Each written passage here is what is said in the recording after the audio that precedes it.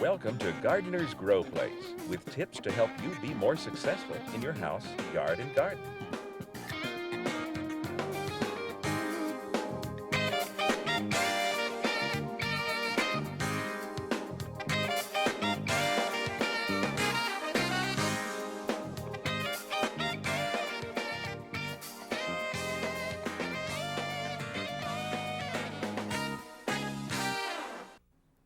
Welcome to Gardener's Growplace. Hi, I'm Mike Hine. If you've ever been to a good garden center and tried to select a tree that you could put in your yard, it's kind of hard to imagine what that tree will actually look like in a few years. We've selected a location that has some more mature trees that you could add beauty to your landscape, give you a good idea what that tree is going to look like in 10 years. We've also got some tips on pruning and fertilizing. Stay tuned for more Gardener's Growplace.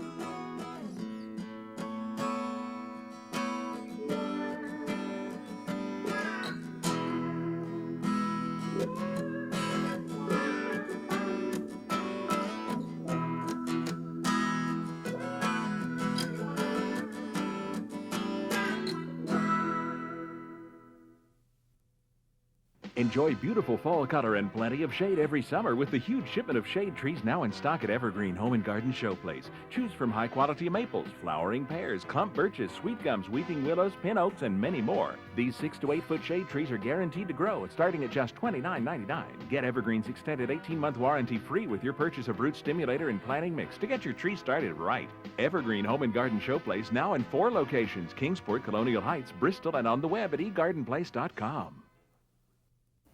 Visit Gifts and Collectibles at the Colonial Heights Pharmacy for our region's best selection of every collectible you can imagine. The Gifts and Collectibles showroom boasts wonderful names such as Swarovski, Buyer's Choice, Christopher Radko, Department 56, and many more of the most respected brands in the world of collectibles.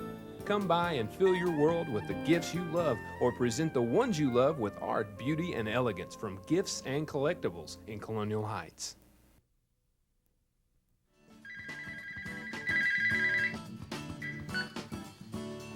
Hello? Hey! So how's it feel to be graduating with a new job? It feels great. I can't wait to come back home. How's Mom and Dad? They're good. Can you catch a ride or do you need us to come pick you up? No, I don't think so. I just bought a new truck at Bill Bachman Toyota. Get your new truck at Bill Bachman Toyota. Come to Evergreen Home and Garden Showplace for colorful pansy power. Choose the really big, majestic giants for blooms up to 4 inches across. How about Evergreen's all-time favorite, bingo pansies with a garden full of bright pansy faces? Or cheerful violas or Johnny jump-ups, just like in Grandma's country garden. And the all-new baby bingos that combine bingo's faces with viola's hardiness. Feed them with Fertilome rooting and blooming mix for color this fall, winter, and spring, too. It's pansy power for 3 seasons of color from Evergreen Home and Garden Showplace. Welcome back to Gardener's Growplace.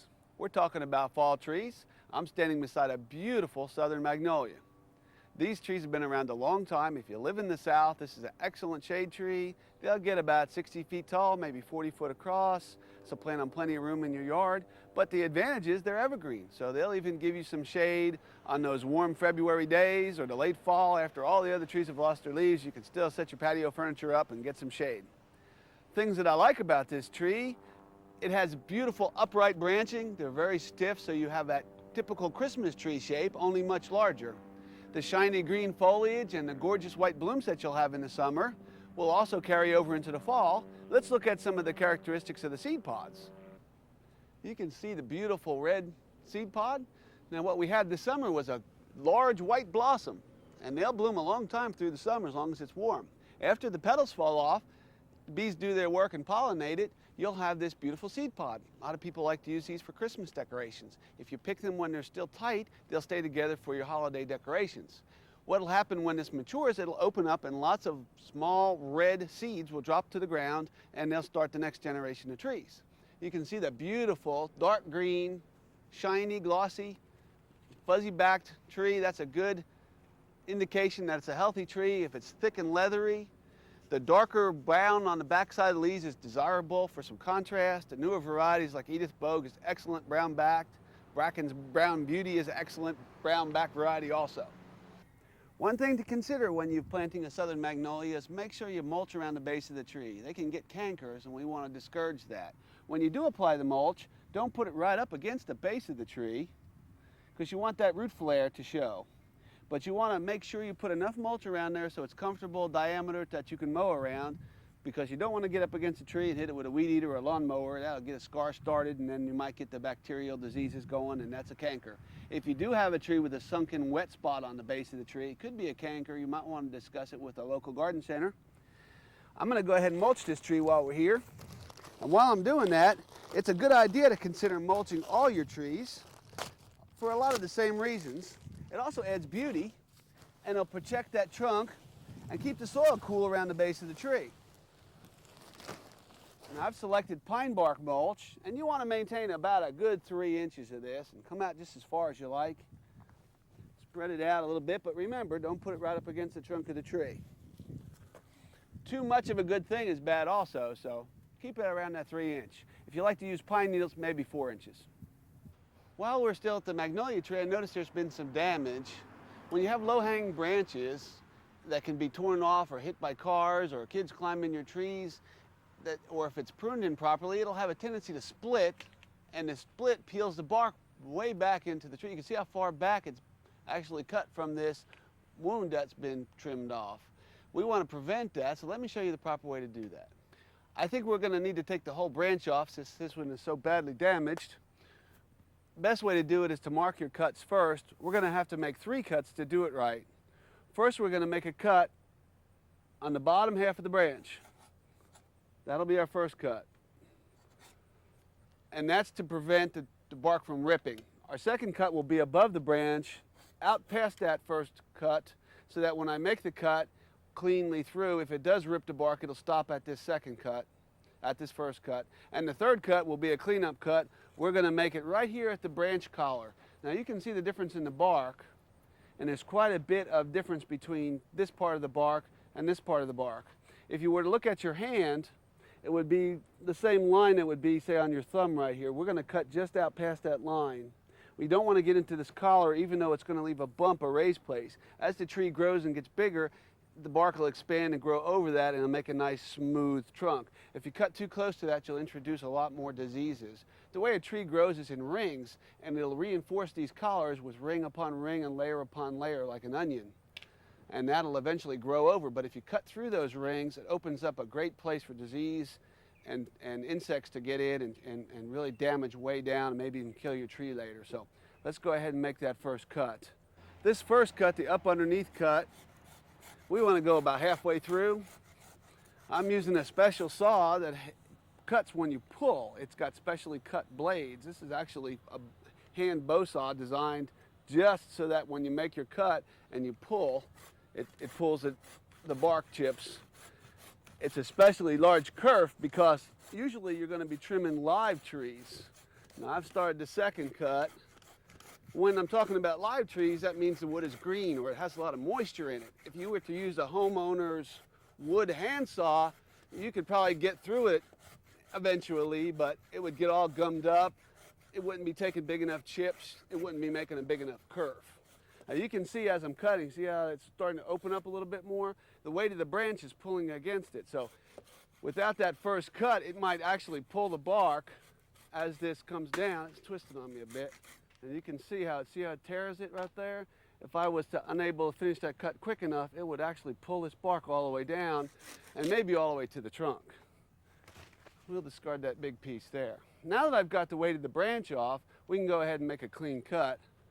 So I'm going to go ahead and do that now.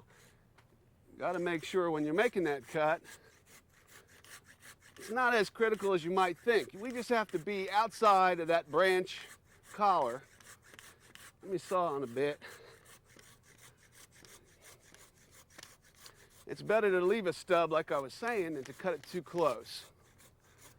Now, there's a controversy as to what should I put on that cut open wound. The two schools of thinking is, well, we're going to put a pruning sealer, a good thick layer of a tar-like substance, to protect that wound, to keep bugs and insects out of it.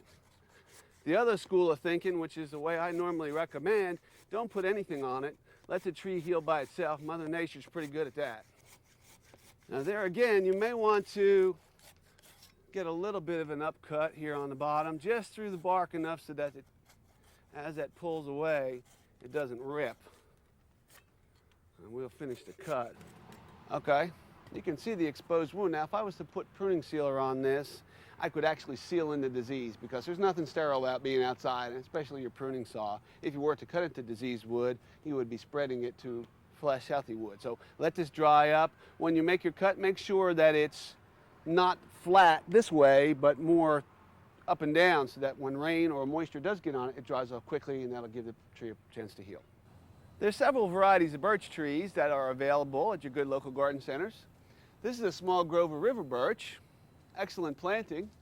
You can see the gorgeous bark. Now, river birch has a creamy, kind of a cinnamony colored bark. You can see how these have excellent exfoliating bark. You can peel it off if you like to see the brown underneath, or you can let it stay there and you'll see that good, rough textured, excellent in the wintertime when you've got a little snow on there, really picturesque. River birches are a little more disease resistant. They won't get borers quite as much as some of the older varieties of European white birch. So if you've had a white birch that died, don't hesitate to try a river birch. Good trees. This is a clump form. Now sometime long ago, someone's either cut it off at the ground and started 3 little sprouts, or they put 3 small trees together to give you that gorgeous form. The reason they do that is so you have a lot more bark showing, a lot more trunk showing.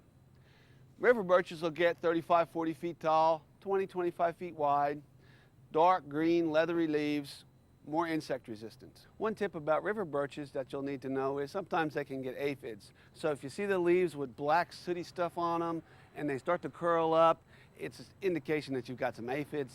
One of the chemicals I recommend is orthene. It does a real good job. A couple of sprayings and you're through for the season. Check them about mid-April. White birches are one of my favorite ornamental trees. I just love the beautiful white birch bark.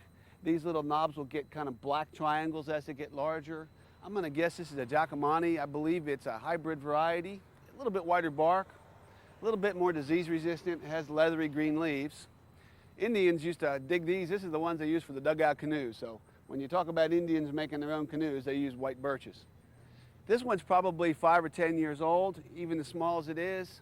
You won't see a gorgeous white bark if you come and buy a small tree at a local garden center. Just don't be alarmed.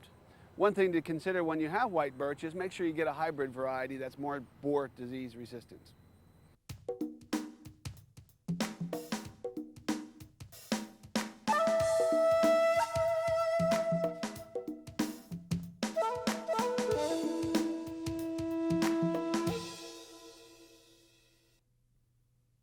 Enjoy beautiful fall color and plenty of shade every summer with the huge shipment of shade trees now in stock at Evergreen Home and Garden Showplace. Choose from high-quality maples, flowering pears, clump birches, sweet gums, weeping willows, pin oaks, and many more. These 6 to 8 foot shade trees are guaranteed to grow, starting at just $29.99. Get Evergreen's extended 18-month warranty free with your purchase of root stimulator and planting mix to get your tree started right. Evergreen Home and Garden Showplace now in 4 locations: Kingsport, Colonial Heights, Bristol, and on the web at egardenplace.com. Come to Evergreen Home and Garden Showplace for colorful pansy power. Choose the really big, majestic giants for blooms up to 4 inches across. How about Evergreen's all-time favorite, bingo pansies with a garden full of bright pansy faces? Or cheerful violas or Johnny jump-ups, just like in Grandma's country garden. And the all-new baby bingos that combine bingo's faces with viola's hardiness. Feed them with Fertilome rooting and blooming mix for color this fall, winter, and spring, too. It's pansy power for 3 seasons of color from Evergreen Home and Garden Showplace. Your wedding should be a very special time. Don't let the hassles of planning it take that away. Action Rentals can take care of all of your wedding rental needs. We've got everything from fountains to table settings to ice bowls. And if it's an outdoor wedding you want, don't worry about rain. We've got tents that can accommodate any size guest list. And while you're there, be sure you and your fiancé check out all of our equipment rentals for after the honeymoon. Everything you need is at Action Reynolds, located at 1861 North Eastman Road in Kingsport. When selling your home, you want it to look its very best. You also want the very best realtors at your side, Tom and Marilyn Adams. The Adams will assist you from start to finish. They process both buying and selling, and they'll even help with relocation from outside the area. As agents for buyers and sellers, their MLS membership allows them to work with any resident or business in the region. Having lived here all their lives, the Adams are familiar with the Tennessee-Virginia region. So if you're buying or selling, contact Tom and Marilyn Adams. They're not just agents, they're realtors. Here we have some ornamental pears. These are Bradford pears. This is probably one of the prettiest selections, although it has brittle wood. If you live in an area that gets a lot of high winds or heavy snows, look for some of the hybrids like an aristocrat. This is one of my favorite shade trees because it also blooms. They'll get 40 to 60 feet tall, but it takes them a long time. Usually they'll get about 35 foot tall and then really slow way down. You can see the interesting bark that they have, fissured and textured. They have dark green lustrous leaves, gorgeous red fall color, and don't forget the blooms in the spring. Full of white blooms enough to throw shade underneath them. Something's wrong with this pear tree. You can see it's already started to color, and pears are one of the last varieties of trees to have fall color. It has a lot of fruit, and pears will get that, but that's not the indication there's a problem. Look at how sickly yellow these leaves are. Let me pull it out here in the sun where you can see it better. See how the veins are green and there's brown between the veins? This is an indication that there's a problem. One thing you might consider is good fertilizing spring and fall. Let me show you how to do that. This is one of my favorite fertilizers to use. This is the Stay Green Nursery Special. It's a slow release fertilizer. It's going to last for up to 3 months. A garden fertilizer will only last maybe 3 weeks, but that's okay for a crop of tomatoes, but not when you're growing shade trees. You want to apply a band-like application,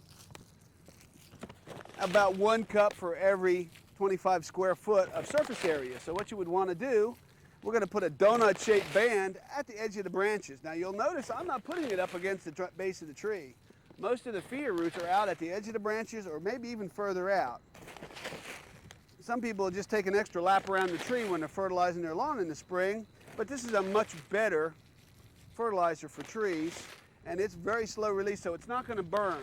If we had a ground cover under this tree, say junipers or maybe a juga or pachysandra, it wouldn't hurt that at all. You probably want to take a broom, weep it off the foliage, just in case, but it won't burn. You want to apply this spring and fall, about April and October. If you need a large shade tree, you have a big yard, maybe a 2-story house that needs some shade, then you're going to need something like this. Isn't this a gorgeous tree? This is a pin oak. Pin oaks are called pin oaks because the leaves are sharp as a pin. You can see how pointy the very edge of the leaves are. Now pin oaks, interesting characteristic is when the leaves turn red in the fall, they'll slowly turn brown, but they won't fall off, which means you'll have some screening, say between you and the neighbor, through most of the winter. So you don't actually ever have to have an evergreen just to give you that winter coverage. You might want to consider a pin oak. Pin oaks, like other large trees, have fruit. Oaks have acorns, maple have little whirlybirds. That could be a positive or a negative, so consider those things before you plant your tree. If it's over a deck or a driveway, the acorns might be a mess, but if you're wanting to attract wildlife, they're great. This is a red maple. It's a hybrid variety called Red Sunset. Red maples are excellent medium-sized tree, get about 50 feet tall, maybe 40 feet wide. They're fast-growing, so if you want a fast-growing shade tree, this is the one to get. Now, they're a very hardwood tree compared to a silver maple, so these aren't going to have the problem with breakage and damage in the wind like you would if you had a silver maple. Want to have total control over your lawn and garden this year? Then the word is Fertilome. Control or eliminate 33 weeds in your lawn with Fertilome Weed Out. Grow vibrant, healthy roses with Fertilome Rose Food. Make sure your flower plants get a boost when you plant them with Fertilome Root Stimulator.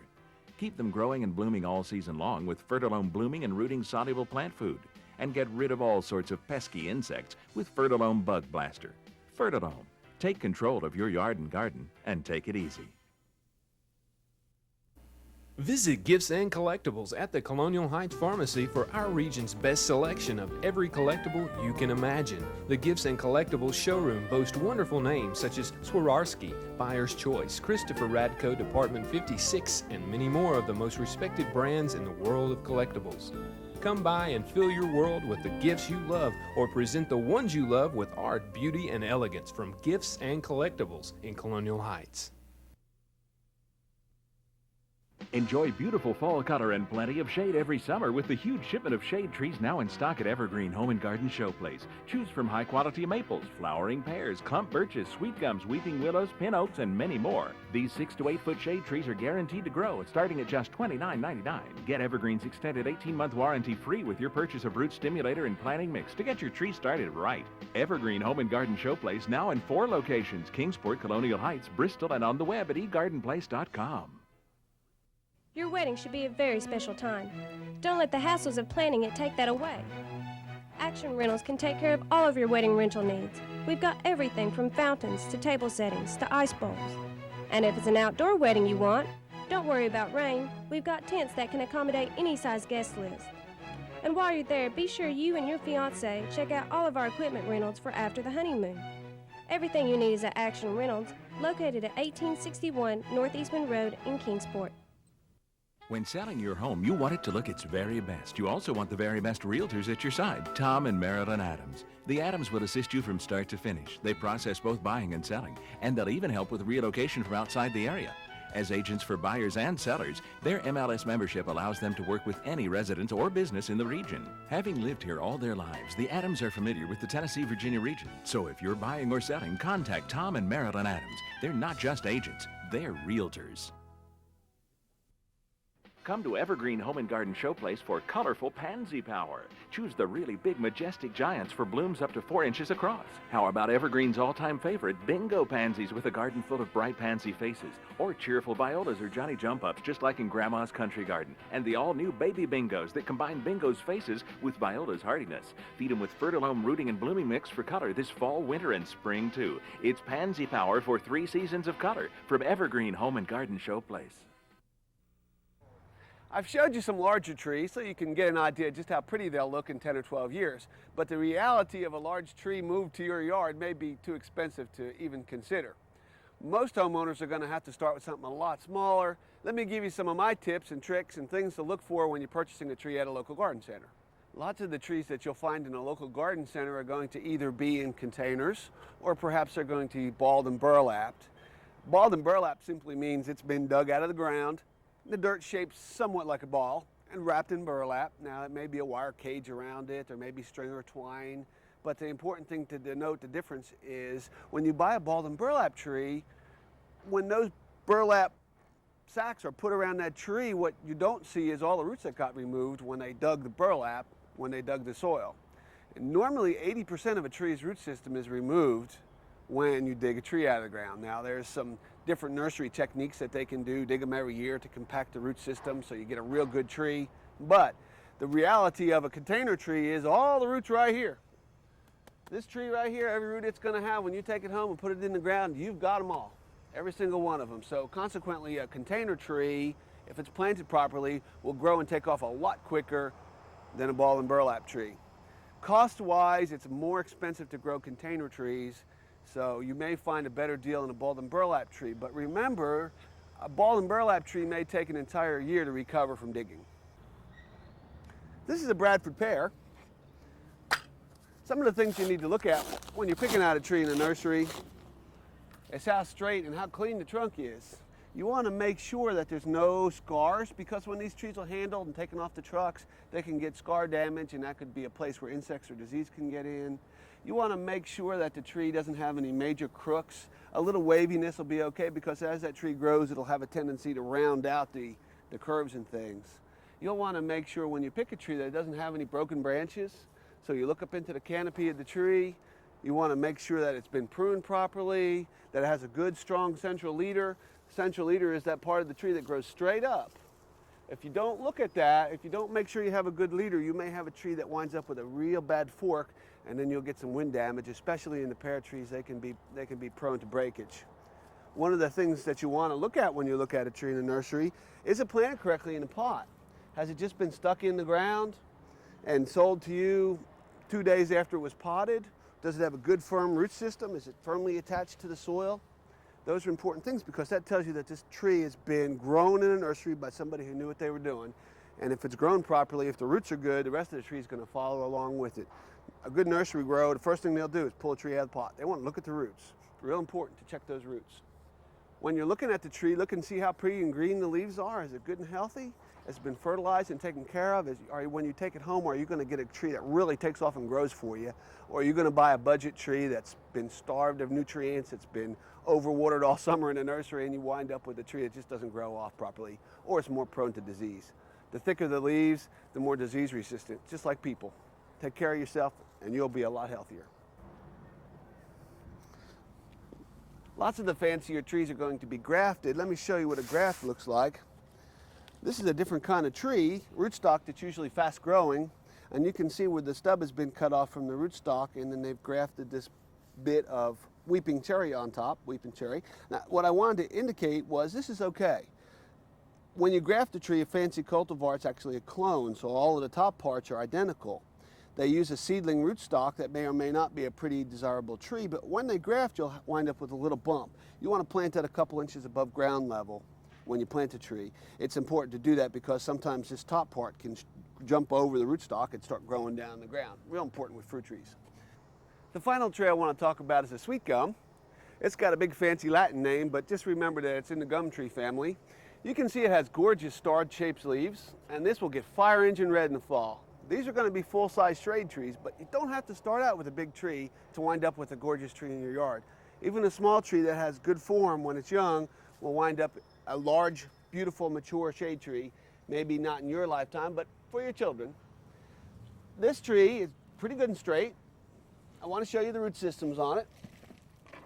And like I was telling you before, you can see all the roots are here. One thing you have to be concerned with when you buy a tree is that it's got roots just to the edge of the pot. If they're pot bound and the roots spiral around, you're going to have to tease those out. And you can see this one's starting to spiral a bit. When you plant it, you'll want to pull all those roots out much as you can. Don't worry about breaking them or tearing them a little bit. We'll use a bit of root stimulator when we plant to get those roots going again. But you want this fuzzy leaf. You don't want that real tight. This will act as a barrier to moisture. You want to tease it out, make it look like this. Plant it a little bit shallow. If you have clay soils, if you have sandy soils, you can plant a little deeper. But in Upper East Tennessee, it's important you plant them a little shallower. There's a lot of clay here. The other thing you want to consider is make a nice big hole. 3 times as wide, bigger the better. A lot of people incorporate organic matter. I do recommend that. That'll help the tree get through the next year or two. Dig your holes with nice, straight, vertical sides. If they taper in, it's going to have a tendency for the root system not to grow and thrive and get out into that native clay soils. I hope you've enjoyed seeing some of the larger mature trees on the show. When you go to your local garden center and you pick out a small tree, with the tips that I've given you, you can be successful planting a tree in your yard. Thanks for watching Gardener's Growplace.